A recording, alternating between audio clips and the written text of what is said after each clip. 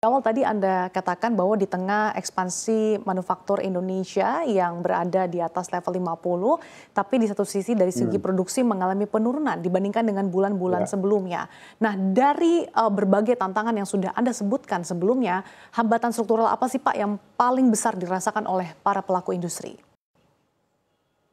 Saat ini yang kami rasakan adalah ketidakstabilan harga bahan baku.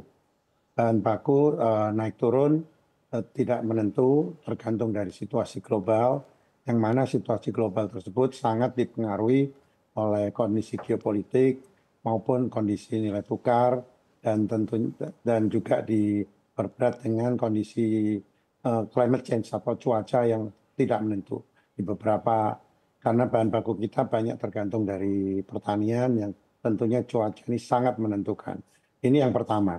Kemudian yang kedua terkait dengan regulasi-regulasi di negara-negara, baik negara tujuan ekspor maupun negara asal bahan baku tersebut. Kadang-kadang negara-negara tertentu melarang ekspor bahan baku tertentu untuk menjaga ketahanan pangan di negaranya sendiri. Ini tentunya akan semakin memperberat situasi, yang mana tadi saya katakan geopolitik menjadi salah satu hambatan utama.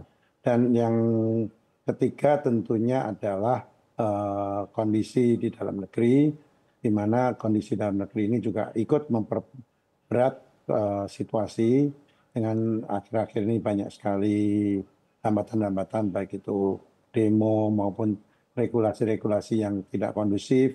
Ini menyebabkan biaya-biaya tinggi di dalam proses produksi.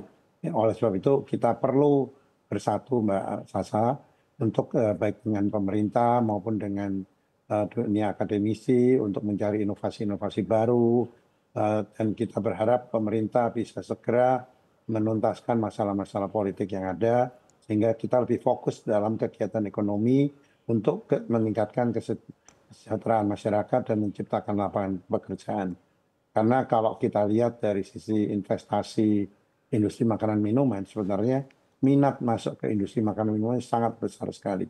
Pertumbuhan sangat bagus sekali di penanaman modal, baik asing maupun dalam negeri untuk industri makanan dan minuman. Dan bahkan saya tahu banyak pengusaha-pengusaha dari sektor lain ingin beralih ke industri makanan dan minuman karena memang permintaan terus meningkat seiring dengan pertumbuhan penduduk, seiring dengan peningkatan PDB per kapita, tentunya ini juga menjadi daya tarik sendiri di industri makanan dan minuman. Oke, artinya prospek investasi di industri makanan minuman ini sangat cerah ya Pak, tapi tadi ada tantangan dari segi fluktuasi harga bahan baku hingga regulasi yang kurang kondusif.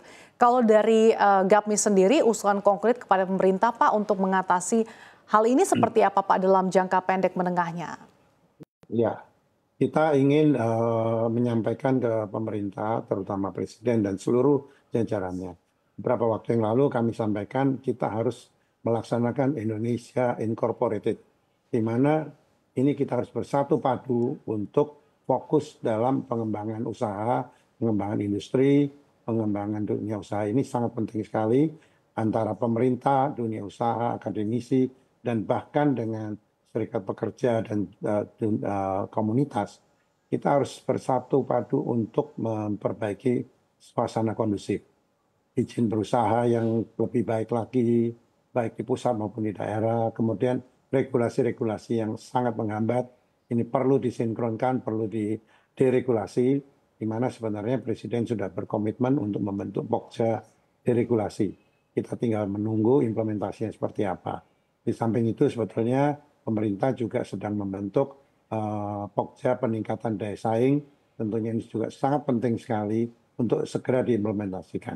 Karena mau tidak mau semua ini harus bekerja bersatu padu menjadi Indonesia Incorporated, sehingga kita akan semakin kuat di dalam membangun perekonomian, meningkatkan daya saing kita, tentunya juga menciptakan lapangan kerja yang ujung-ujungnya meningkatkan daya beli masyarakat.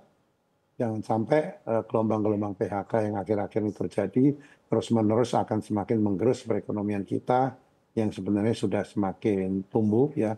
Ini perlu kita jaga bersama Mbak Sari. Oke, apalagi tadi Anda katakan bahwa investasi di industri makan minuman ini cukup besar ya Pak ya, tapi apa Iya, benar. langkah-langkah yang bisa dilakukan oleh pemerintah untuk bisa memberikan karpet merah di tengah berbagai tantangan domestik saat ini Pak Adi? Bagi para investor yang paling penting adalah kepastian berusaha. Kepastian berusaha ini adalah kepastian regulasi. Kita tidak ingin perubahan-perubahan regulasi ini menyebabkan investor semakin bingung. Yang pertama. Yang kedua, kita berharap tadi bahwa regulasi-regulasi yang menghambat perlu segera dideregulasi, sehingga ini akan mempercepat investasi, mempercepat pelaksanaan realisasi investasinya, dan juga semakin meningkatkan kepercayaan investor.